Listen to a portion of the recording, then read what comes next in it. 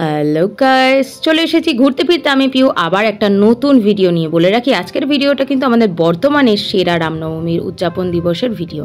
তোমাদেরকে বলেইছিলাম বড় ভিডিও আজকে তোমাদের সাথে ভাগ করে নেব। সত্যি কথা বলতে এটি আমার চোখে দেখা বলতে পারো রামনবমীর সেরা উদযাপন। হয়তো আমি বর্ধমানের মেয়ে বলে বলছি না, কিন্তু সত্যি খুব সুন্দরভাবে এই দিবসটি বর্ধমানে গতকাল উদযাপিত হয় কার্জন গেট চত্বরে। প্রচুর পরিমাণে ড্রোন ঘুরছিল আকাশে শট নেওয়ার জন্য।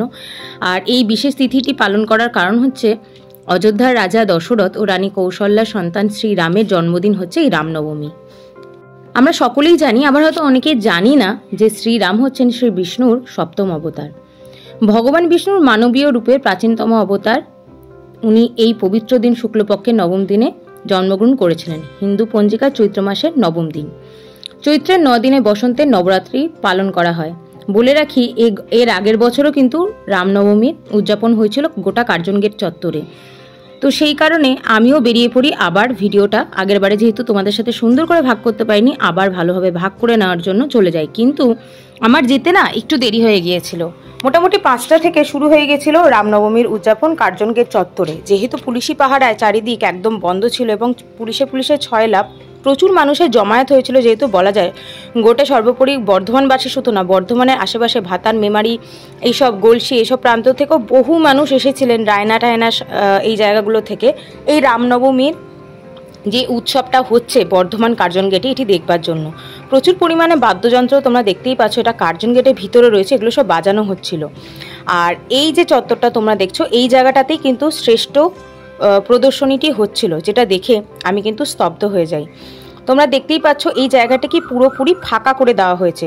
বলা যায় যে এই যে মানে কালকে কার্জন গেটের ভেতরের রুটটা ওয়ান ওয়ে করা হয়েছিল, কারণ এখানে তো প্রদর্শনী চলছিল, বহু মানুষ জমায়েত হয়েছিল।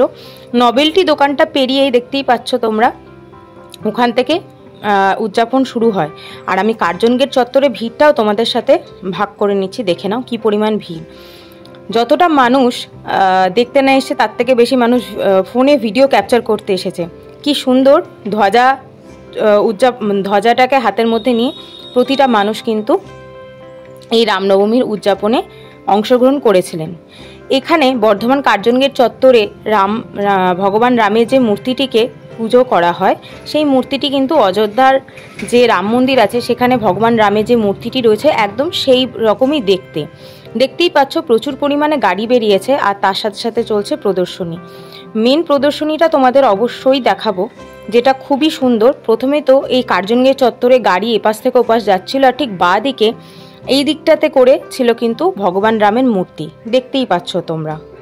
মোটামুটি দুপুর 3টে থেকেই কিন্তু প্রদর্শনীর জন্য গাড়ি এবং র্যালি সব জায়গা থেকে বেরিয়েছিল। কতগুলো যে র্যালি বেরিয়েছিল তা হয়তো হাতে গুনে আমি বলতে পারবো না। মোটামুটি সব জায়গা থেকে, যেমন কালনা গেট চত্বর থেকে 3টে, নীলপুর থেকে, এদিকে গোলাপবাগ থেকে, প্রত্যেকটা জায়গা থেকেই কিন্তু মানুষ জমায়েত হয়েছিল এই র্যালিতে।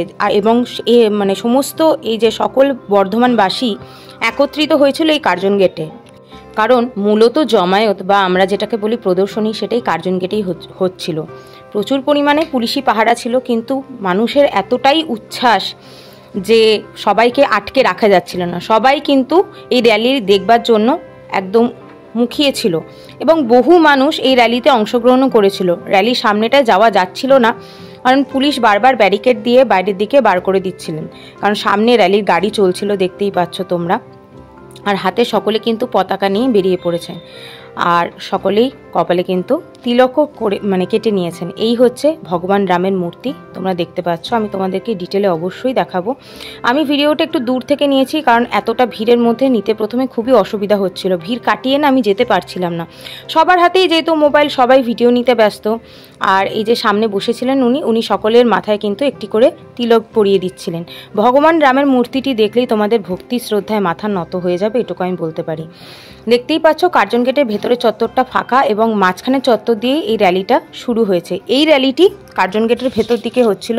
ভগবান রামের মূর্তির পাশাপাশি হনুমানজিরও মূর্তি ছিল এখানে, এবং এইভাবে বাদ্যযন্ত্র বাজিয়ে ওটা উদযাপন করা হচ্ছিল। তোমরা দেখতেই পাচ্ছ হনুমানজিরই বিরাট আকারের একটি মূর্তি রয়েছে, তার সামনে কিন্তু সমস্ত ফ্ল্যাগ দিয়ে উদযাপন চলছে।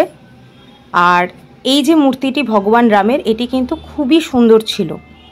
এই সামনেও বাদ্যযন্ত্র বাজানো হচ্ছিল, তার সাথে সাথে ঠিক এই জায়গাটাতে চলছিল মূল মেন যে প্রদর্শনীটা, যেটা দেখার জন্য শয়ে শয়ে মানুষ ভেতরে চলে গিয়েছিলেন। অনেকেই জানতেন যে ভেতরে প্রদর্শনী হচ্ছে, আবার অনেকে বাইরের প্রদর্শনীটা দেখতে বেশি ব্যস্ত ছিলেন। তবে আমার কিন্তু এই প্রদর্শনীটি সবথেকে বেশি ভালো লেগেছে। যদি বলো কেন, ঘন্টার পর ঘন্টা এই পাঁচজন শিল্পী মিলে যেভাবে নৃত্য পরিবেশন করে চলেছিলেন, এক নাগাড়ে জল না খেয়ে কন্টিনিউ তারা নৃত্য পরিবেশন করছিলেন। এটা কিন্তু সত্যিকারে দেখবার মতন। এত গরমের মধ্যে এত সুন্দর তাদের নৃত্য প্রদর্শনী, যা দেখে চোখ সরানো যাবে না।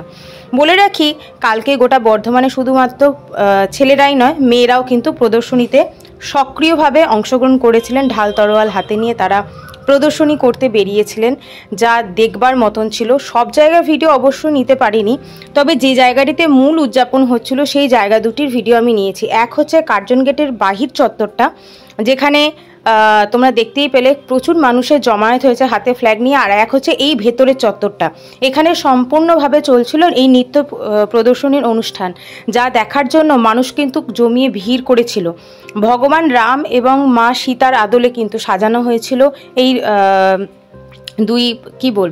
এনাদেরকে, যারা রথের ওপর বসে রয়েছেন, এবং তার সাথে সাথে একটি রথও করা হয়েছিল। ভিডিওটা ভালো লাগলে অবশ্যই লাইক